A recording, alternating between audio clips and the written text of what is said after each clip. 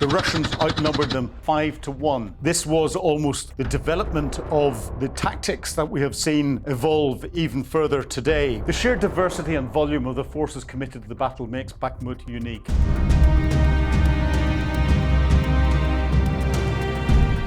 As the war in Ukraine comes close to entering its fourth year and a critical phase, the Sun's battle plans exposed will look at a key battle that has led to this point. Bakhmut. This fight, a unique mishmash of forces led by a private military company, lasted nearly 10 months. It was the bloodiest infantry battle since the Second World War. How did Ukraine hand the Russians such heavy losses? Why did Vladimir Putin pour vast resources and human lives into seizing and holding this city? What was the disastrous Russian mutiny that it triggered? And how did Putin, his power, and the entire Russian army nearly collapse as a consequence? Join me, Philip Ingram, as we dissect the true importance and the cost of this monumental clash. In the grand scheme of things, the city of Bakhmut appears to be a minor prize. But in the now long and bloody war in Ukraine, it became an objective of immense symbolic and operational significance. For Russia, Bakhmut was seen as the gateway to the Donbass. Located in the east of the country, in the province of the Donetsk Oblast, Bakhmut sits on a major highway junction. Taking it was the first step to launching a further push towards the much larger industrial cities of Sloviansk and Kramatorsk. Its seizure was necessary to complete Putin's goal of capturing the whole of the Donetsk Oblast, something he has failed to do to date. The shelling of the city began in May 2022, and Russian forces launched their main ground assault on the 1st of August. After the humiliating retreats from Kyiv and Kharkiv earlier in 2022, the Russian army desperately needed a victory to present to its domestic audience and to the supreme leader, Vladimir Putin. Bakhmut became the answer. Capturing it, whatever the cost, was meant to be proof that the Russian offensive was still credible, capable, and functional. On the other side, keeping Bakhmut would give the Ukrainians three advantages: tactical, strategic, and psychological. This mindset was summed up by the national battle cry, "Bakhmut holds." But what were the tactics used by Ukraine to hold the city? Ukraine's high command made a cold, calculated decision. By forcing Russia to attack a prepared defense in the ruined city, they turned Bakhmut into the original meat grinder. The goal was not necessarily to hold the ruins forever, but to inflict disproportionately heavy casualties on the aggressor. A strategy we have seen time and time again in this war. So why does Ukraine use this sort of tactic? Well, Ukraine is the defender. The defender doesn't need to be as strong as the attacker. So the advantage lies with the defender. But Ukraine has also got a hugely smaller number of troops facing a hugely larger Russian attacking force. And to pin that force down, to fix it in a place and use that time that fixing creates to have other effects elsewhere at the operational level, attacking Russia's ability to continue to prosecute the war, using information operations, trying to stir up problems in Russia, is something that Ukraine is becoming better and better at. In Bakhmut, they used it to fix the Wagner Group, this private military company, eventually turning that private military company with the direct ear into Vladimir Putin into something that caused real difficulties throughout the whole of the Russian army. We'll come on to that in a moment. The relentless Ukrainian defense forced Russia to commit and concentrate its best mercenary units and regular forces to a single small sector, preventing them from being deployed along the 1,000-kilometer front line and draining their fighting strength before Ukraine's planned summer counteroffensive. But who exactly were the Wagner Group, and how did they find themselves at the center of the battle for Bakhmut?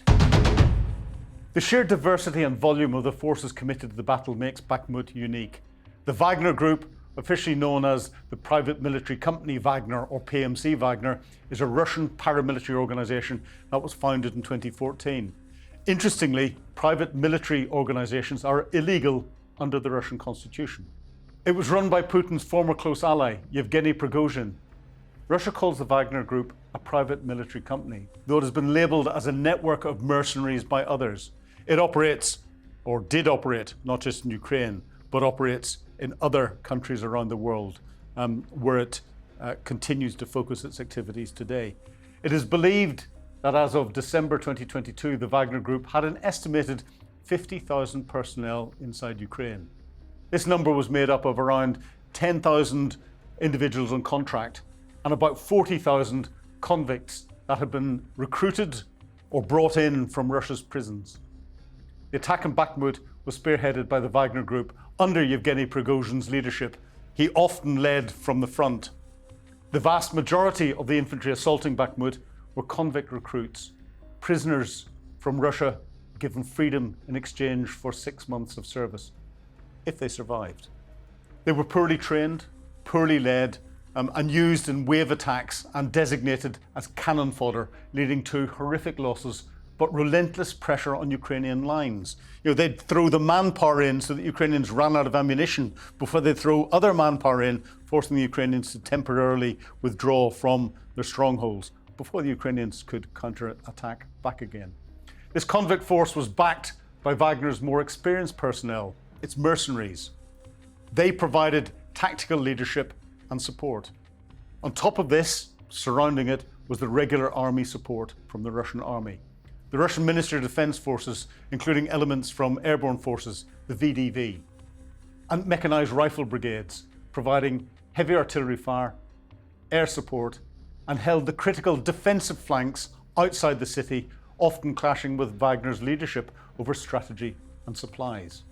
There was not a good relationship between the regular Russian forces that we saw around the outsides and Wagner, who were focusing on Bakhmut.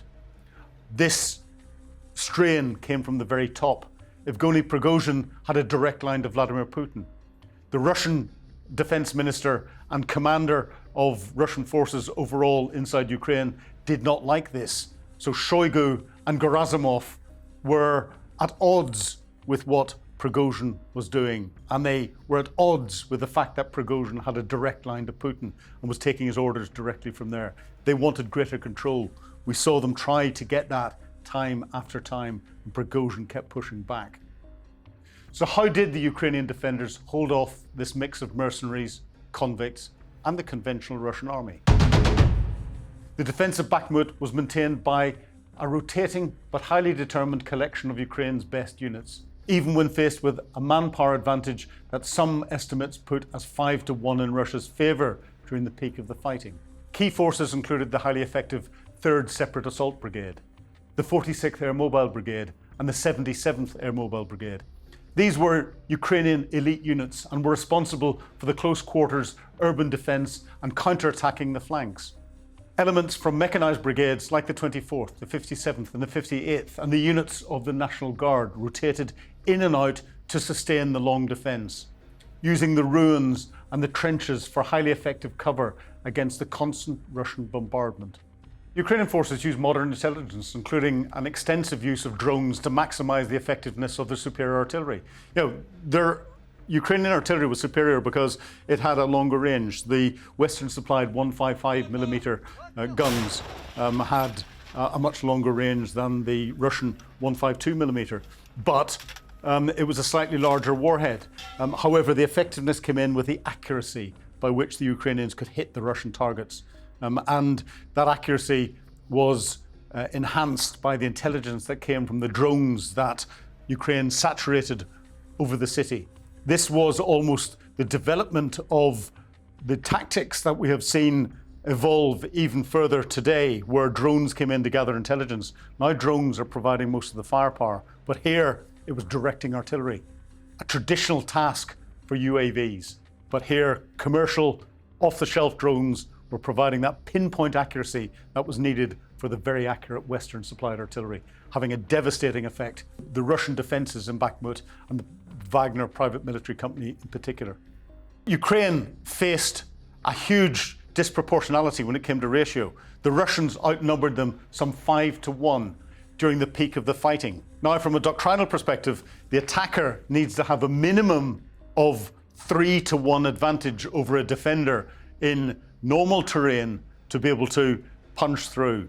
In complex urban terrain like Bakhmut, 3-1 is nowhere near enough. 5-1 proved hardly anywhere near enough, and the Ukrainians used that to huge effect, fixing the Russians in this small city. That 5-1 gave even more targets for the Ukrainian artillery to attack, destroying them and turning Bakhmut into the meat grinder it became.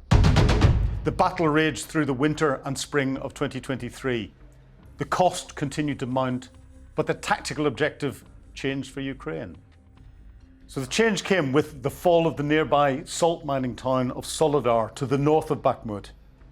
We saw the Russians pushing through here to try and create a cauldron to the north and to the south of the city, cutting off Ukraine's ability to reinforce it from the north or the south and close around trying to encircle it.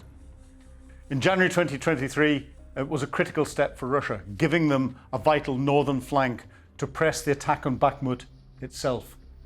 The Wagner-led forces used their overwhelming numbers to slowly push the Ukrainian lines back from the north, from the east, and pressuring from the south, back to the Bakhmuta River, which bisects the city.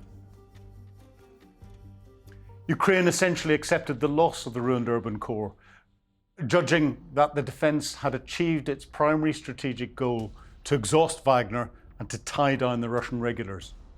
Ukrainian forces did not simply retreat. They launched aggressive, limited counterattacks on the flanks, the high grounds and suburbs to the north and to the south. This placed the Russian regular army units who had taken over from Wagner in these areas in a precarious semi-encirclement of the ruined city. When Prigozhin finally claimed the city's capture on May the 20th, that's in 2023, the victory was immediately overshadowed by the massive cost and Ukraine's calculated strategy. The true verified casualty numbers for the Battle of Bakhmut are impossible to confirm, as neither side publicly releases official figures. However, all expert and official intelligence estimates point to a monumental loss of life. Official Western and Ukrainian estimates suggest the total Russian casualties, that's killed and wounded, in the Bakhmut Propsana sector over the course of the battle were in excess of 60,000. In a rare moment of transparency, the Wagner chief, Yevgeny Prigozhin, claimed that his force alone lost more than 20,000 fighters killed in the battle. He stated that approximately half of those killed were recruited convicts. The US and other Western officials estimated that Russia suffered tens of thousands of casualties during its whole winter offensive, but that was focused heavily on Bakhmut, and that went on from December 22 to May 23. NATO and Ukrainian officials frequently cited a highly uneven exchange ratio, suggesting Russian casualties were often 5 to 9 times higher than Ukrainian losses in the sector, a direct result of the human wave tactics used by Wagner. While lower than the Russian numbers, Ukrainian losses were also tragically high and have never been formally disclosed. At the height of the fighting in early 2023, Ukrainian forces were estimated by some analysts to be suffering 100 to 200 casualties, and that's killed or wounded per day. And when calculating the daily attrition over 10 months of intense combat, military analysts believe the total number of Ukrainian killed and wounded personnel in the Bakhmut sector also reaches into tens of thousands. The loss of life was devastating on both sides, making the fight for Bakhmut a truly 20th century style war of attrition, waged in the 21st century. So in the later stages of the battle for Bakhmut, the tensions between Wagner and the Russian regular forces grew, and Prigozhin was ordered to withdraw and hand over to the Russian regular forces. This is something that he did not want to do. He did not get the final ability to put his flag at the center of Bakhmut and say that he had captured it alone, and was frustrated. That frustration was caused by the Russian regular military wanting to get some form of control over Prigozhin and to stop this relationship that he had with Putin. This caused real tensions amongst the higher command elements of his forces, but I'm sure the Wagner private military company troops on the ground were relieved to be pulled back into the Russian controlled sectors.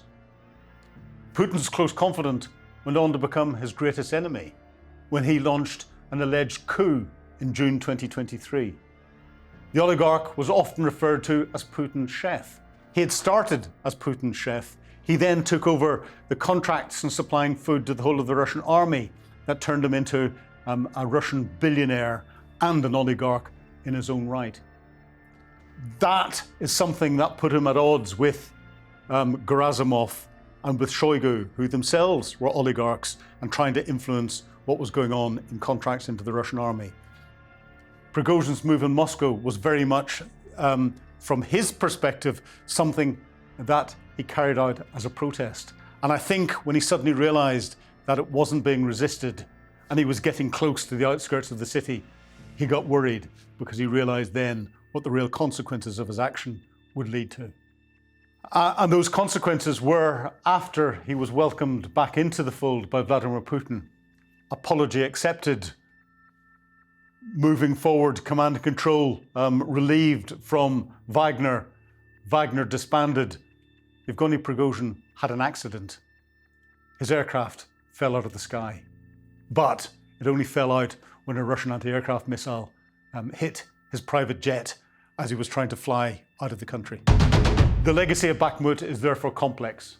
A military defeat in terms of territory for Ukraine, but a profound strategic victory in terms of attrition, which cost Russia its most effective mercenary force and contributed directly to the tensions that resulted in the Wagner mutiny just a month later. The city is a wasteland. Its pre-war purpose has gone, but its name will forever symbolize the brutal price of victory and defense in this war. So join us next time for the Sun Battle Plans Exposed. Let us know which battles you'd like us to analyze next, but please like what you see and please subscribe to the channel. Thank you. Goodbye.